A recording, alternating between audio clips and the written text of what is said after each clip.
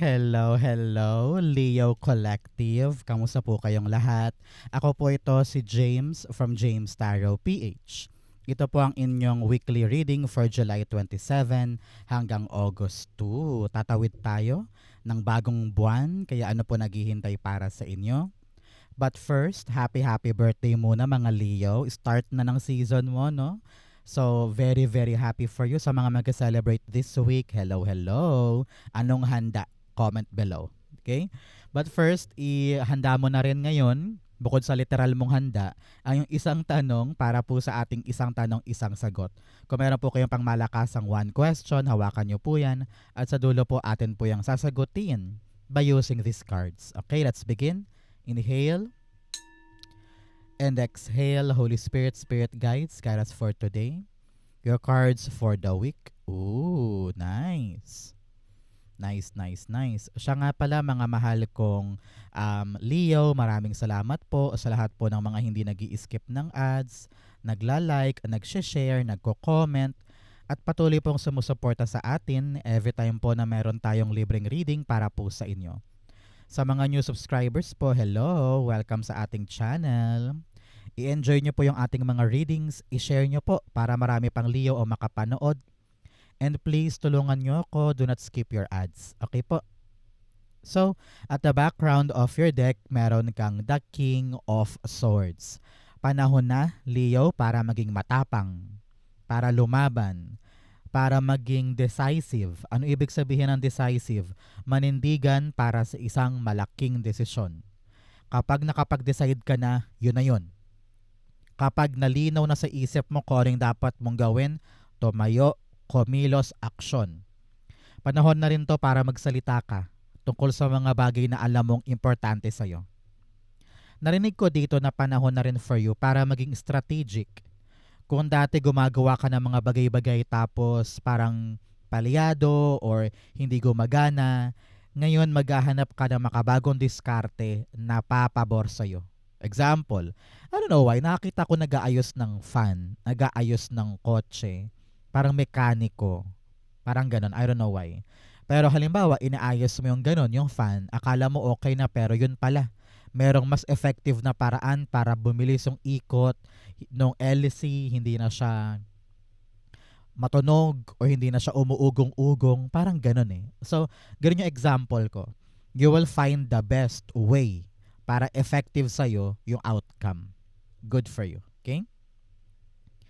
In your core energy, meron kang the Eight of Swords. Si Eight of Swords dito, ramdam ko na parang feeling mo trapped ka. Yung parang nakalubog ka lang dyan or nakahinto ka lang dyan sa isang bagay and you feel like, teka, paano ko ba to susolusyonan? Paano ko ba to aasikasuhin? Paano ko ba hahanapin yung sagot dito? Ang hirap-hirap. Nagtanong-tanong na ako, inisip ko na lahat ng options ko pero wala pa din. Bakit hindi ko to magawa ng paraan? Sabi nga dito, kausapin na yung mga dapat kausapin. Maging matapang ka na, huwag ka nang mahiyain, huwag ka na mag-isip pa ng sasabihin ng iba. Minsan doon ka naharangan, iniisip mo agad na, ay baka mag-fail, ay baka pangit ang kahinatnan, baka mapahiya lang ako. Puro ganon, di ba? Sabi dito, no. Lagi mong isipin, may paraan ako, hindi ako masasaktan, hindi ako mapapahiya, keber na ako sa judgment ng iba, gagawin ko yung nararapat. Kaya ka feeling mo nakatali, it's because kapag may option ka, iniisip mo, ay wag yan, mahirap yan. Option 2 tayo, ay wag to, baka palyado yan. Option 3, ay wag yan, parang baliw naman yan, wag na lang yan. Paiba-iba ka ng option, kaya ka lalong natatali, lalo kang nahihirapan, hanapin yung pinaka-effective na paraan to get out of this situation. Kaya sabi dito, kulang sa aksyon. No? Kung ano yung naisip mong tamang gawin, panindigan, kapitan, i-test mo muna sa waters kung effective bago ka lilipat sa ibang option. Kailangan mo muna siyang i-test. Hindi yun nasa isip pa lang, nire-reject mo na agad yung plano, di ba? So, test mo muna para makita mo ng malinaw kung yun ba yung effective way para ako'y makaabante. Clarify natin. Yun, lumabas. Judgment card.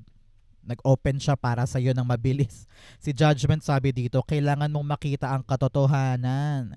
Kailangan mong buksan ang iyong isip, broaden your horizon, open your mind, and sumugal, magsimula ka ng mga bagay na makabago. Mag-try ka ng mga bagay na effective para sa'yo. Kaya kung bulag-bulagan ka or takot na takot, ilang na ilang, paano natin makukuha at makikita yung tamang paraan para makaabante at makasulong na sa bago? Para hindi ka na stuck. Okay?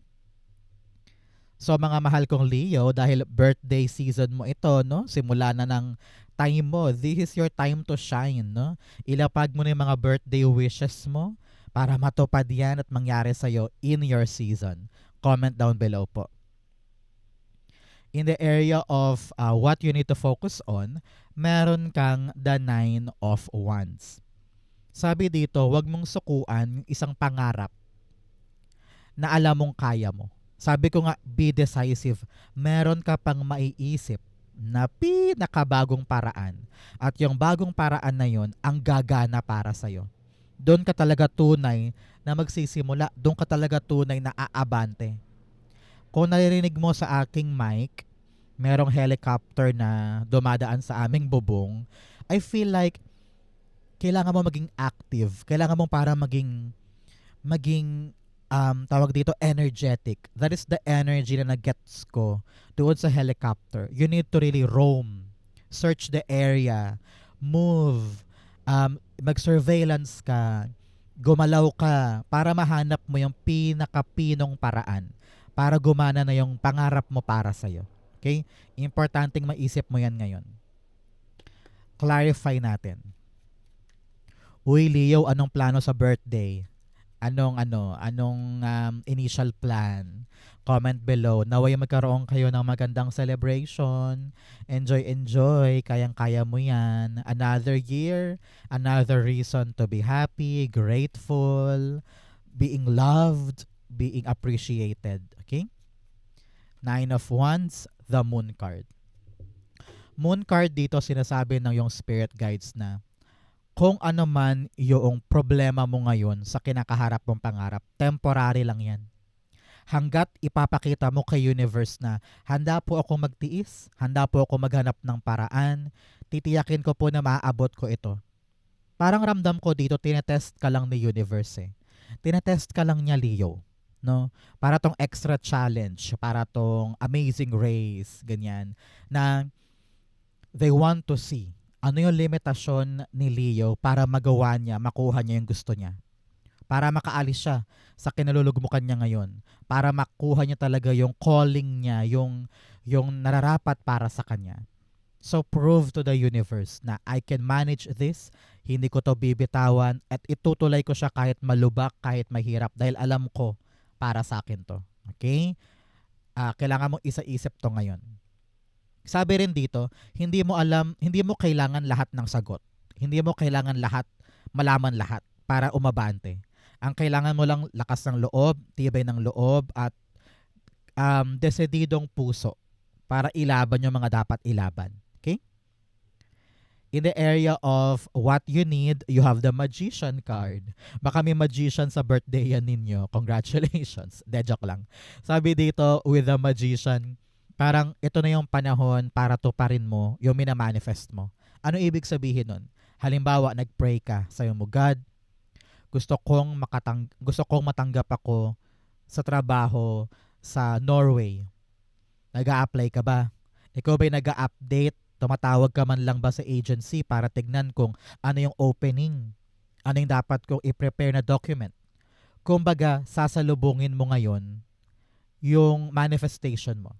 Example, minanifest mo, Lord, gusto ko maging sikat na singer. Gusto ko maging professional singer. Gusto kong makasama sa stage si Sarah at saka si Bamboo. So, nag-audition ka ba? Nakanta ka man lang ba sa social media para may makadiscover sa'yo? Kailangan meron kang effort.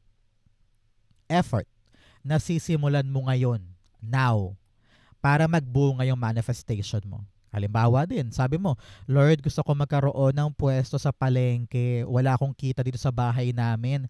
Gusto ko magkaroon ng sideline sa palengke.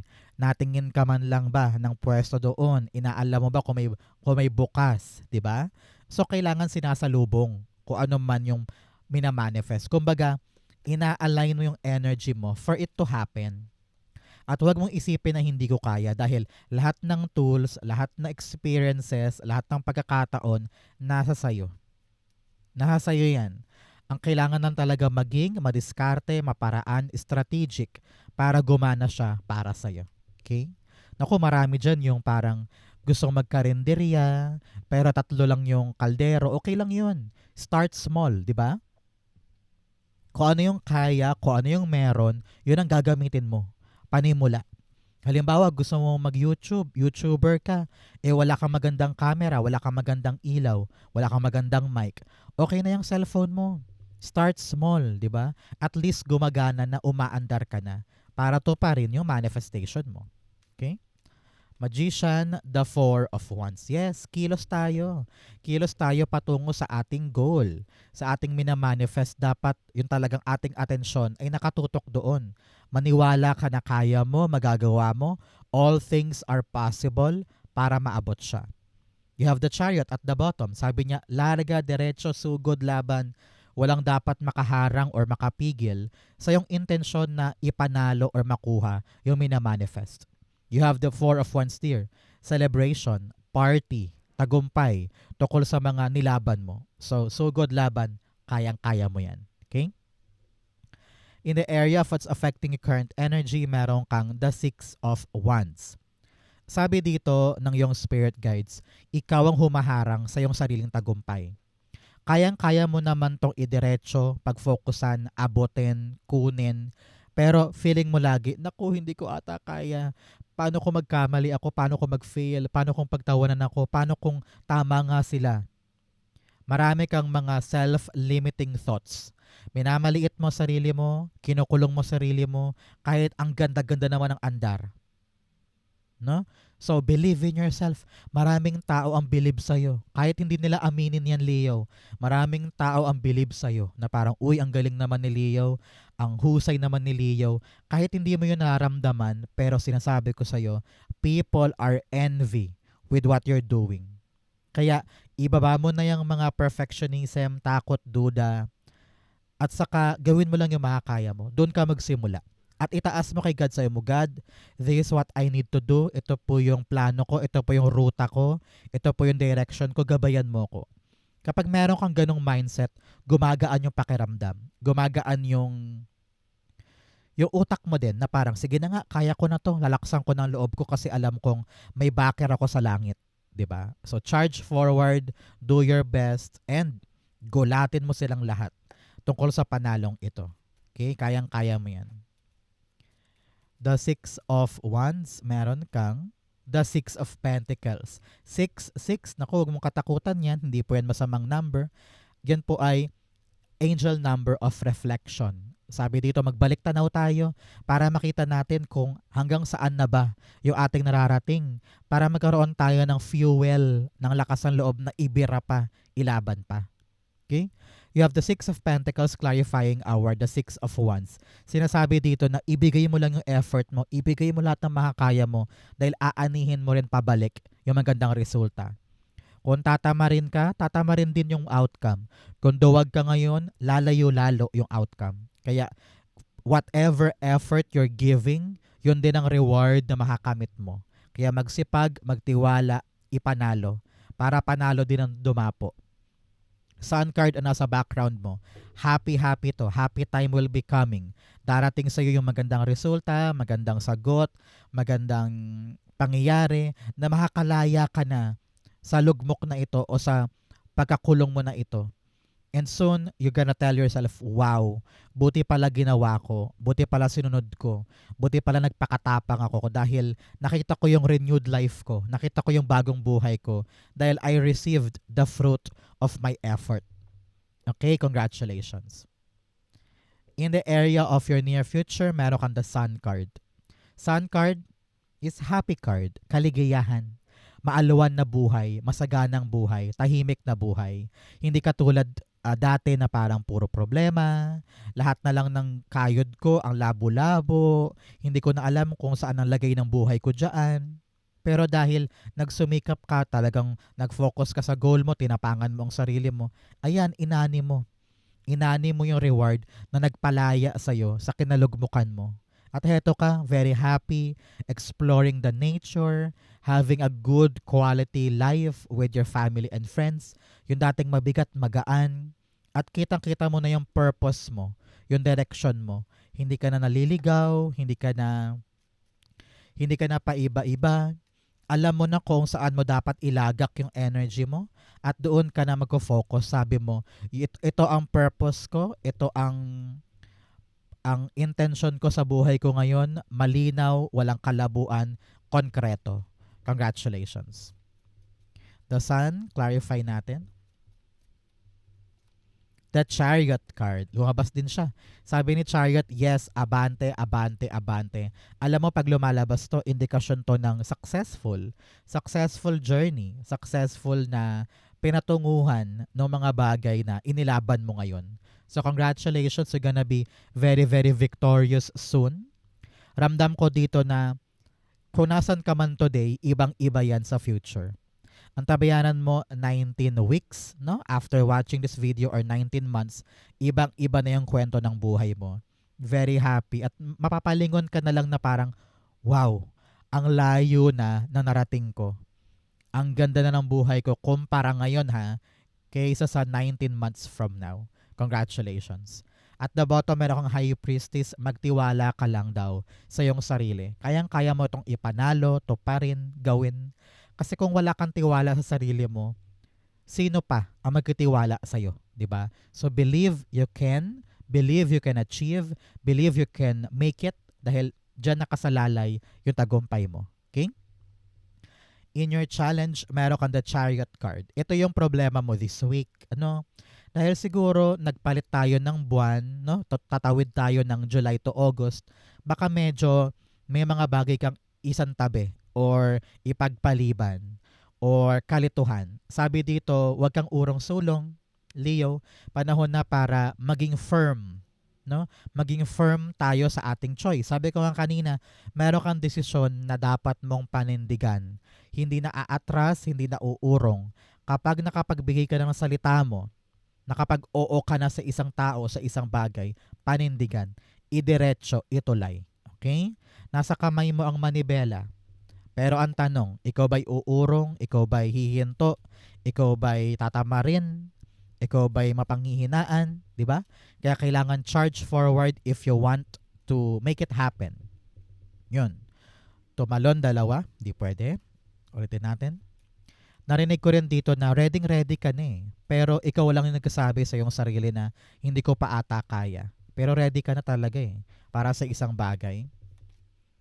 Queen of Pentacles. Siguro iniisip mo, wala pa akong pera, wala pa akong puhunan, wala pa akong panggastos, wala pa akong pangsuporta dyan, kaya hindi ko pa mailaban. No, siguro ganun ang issue mo. Pero sabi dito, kung ano lang yung kaya mo, yung realistikong paraan, yung practical na paraan, paunti-unti mo tong gawin. Hindi pwedeng hindi ka gagalaw. Baka maaaring yung kakulangan sa pera ay maging excuse mo pa para lalong hindi ilaban tong bagay na ito. Paunti-unti. Ang kailangan ipakita mo kay universe na seryoso ka sa balak mong gawin. Okay? In your fortune, meron kang temperance card. Sabi dito, itong linggong ito payapa. Kung meron ka mang nakaaway or kagitgitan or kasamaan ng loob, dito parang magpapasensya ka na lang na parang hayaan ko na nga yan. Wag ko nang i-big deal. Ako din naman nahihirapan. Ako din naman yung naantala kapag binibig deal ko yan. Let go ko na. Parang ganon. So, asahan po this week yung harmonious relationship sa pamilya, sa kaibigan, sa trabaho.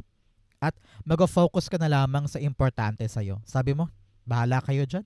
Kung may away, may problema, may chismis, focus ako sa work ko. Dahil alam mo na kapag nag-focus ka dyan, magbubunga yan para sa'yo. So, ramdam ko dito na kalmado ka lang. Wala masyadong issue. Wala masyadong problema. Daanan mo lang kung ano yung problema. And then, let's work. Let's continue our effort. Dahil mas importante itong effort na to kaysa sa ibang bagay. Okay? Importante yan. Temperance card, clarify natin.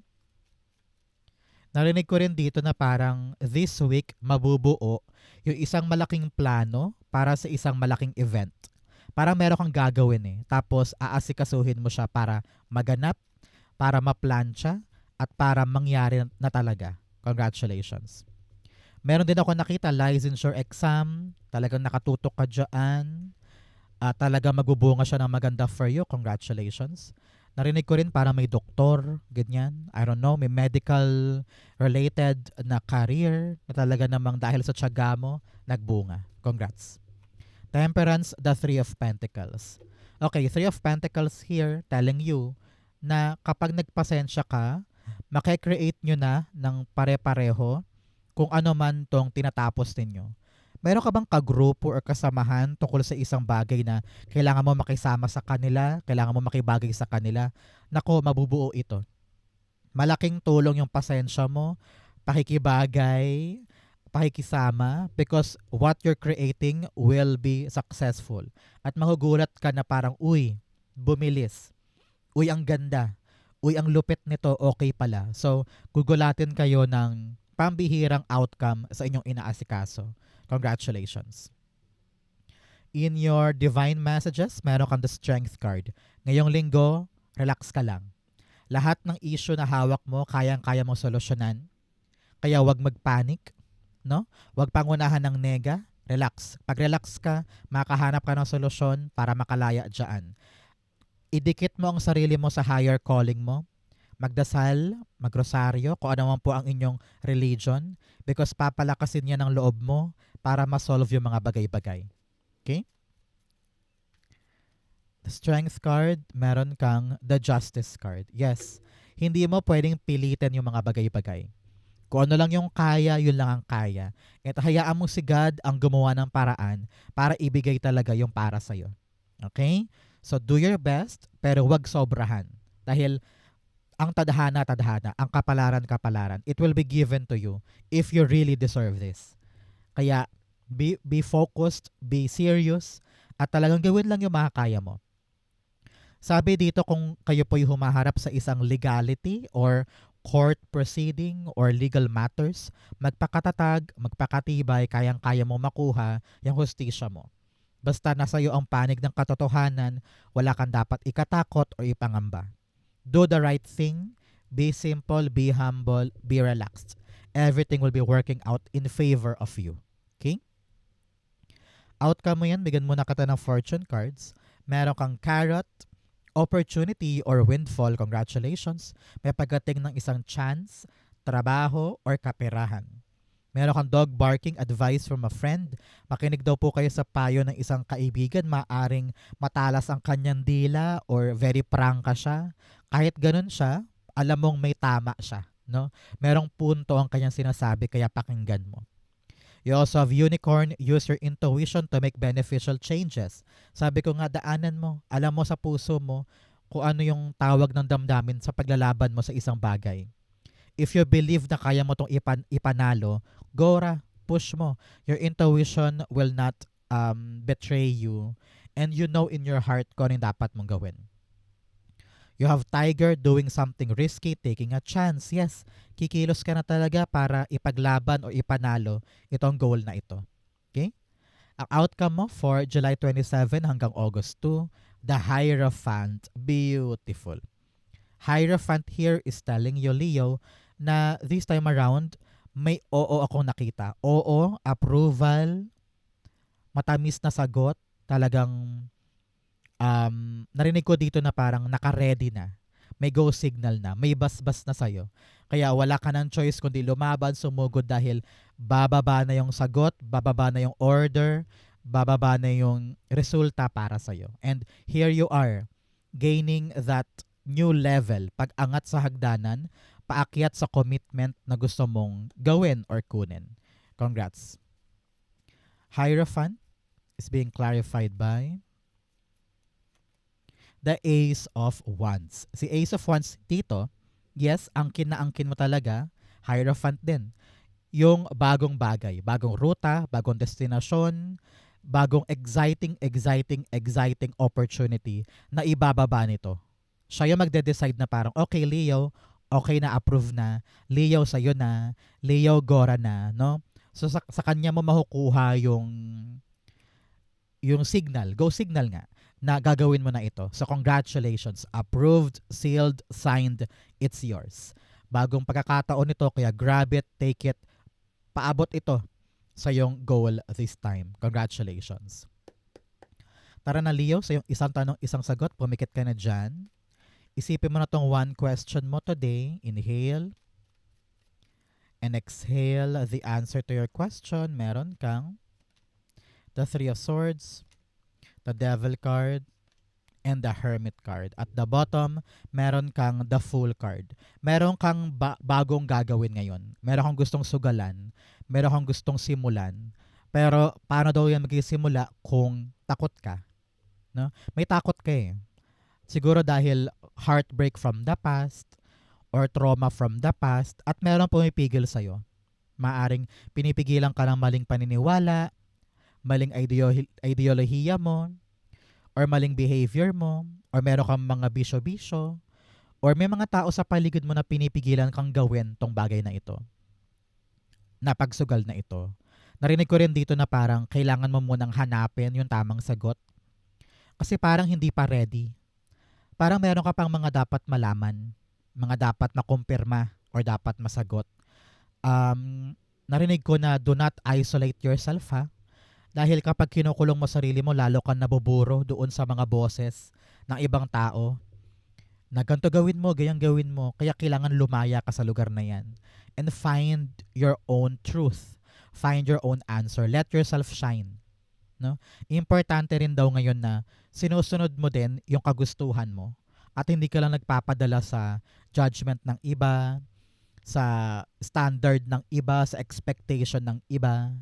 You need to find your own voice at para masimulan mo na yung dapat na para sa'yo. Pero ngayon, narinig ko dito, the answer is no. No muna. Kailangan mo munang maghilom, alamin kung ano yung mga tao or sino yung humaharang sa'yo para ma-let go mo yan, mabitawan mo sila, at para talagang magkaroon na ng kaliwanagan sa'yo. Marami ka pang dapat i-fix pagdating sa question mo. And you need to find the right, true solution at yung katotohanan. Hanggat takot ka, duwag ka, or nag-aalangan kang hawakan to, paano ka aabante? Let go and heal para talagang maging bukas ka na prepared ka na sa bago. Okay? So Leo, yun po yung isang tanong, isang sagot ninyo. Ganon din po ang yung July 27 to August 2. Sa po kayo nakaresonate, comment below. Basahin ko po yan. Thank you Holy Spirit, Spirit Guides for the clarity for today. Thank you po mga mahal kong Leo for watching hanggang dulo. I love you. This has been James for James Tarot PH and happy birthday. I love you. This has been James for your reading today. See you again next time. God bless everybody.